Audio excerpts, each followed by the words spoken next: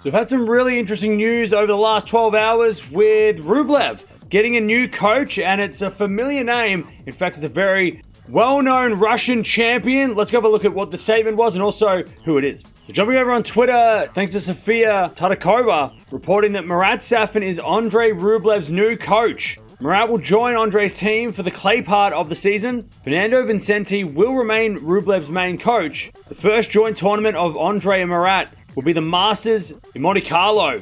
So Marat Safin, former Russian legend. He won a couple of Grand Slams back in the 2000s. He also had some big wins over Roger Federer in that time as well, if you remember the 2005 Australian Open for sure. But what a combination. Very interested to see how they work together. And of course, Rublev, he's won Monte Carlo before, so really interested to see their first tournament will be Monte Carlo. Let's see how it goes. There it is, Marat Safin. Love to see him back into tennis. We saw him a couple of years ago when he was the captain of Russia for the United Cup, or the ATP Cup, as it was known back then. They actually won the tournament when he was the captain, so he's got a good record there. He hasn't coached in the past that I can remember, so this is going to be interesting. And he's not taking over as Rublev's full-time coach. Fernando Vincenti is still there, which is his Rublev's coach for the last few years, but Safin's on board, and it's going to be great to see Marat Safin back in tennis and back on, in the limelight, I guess, because he'll be following Rublev around the tour for the clay season. Let me know in the comments below. Does this make Rublev a better clay courter? Does it make him a chance of winning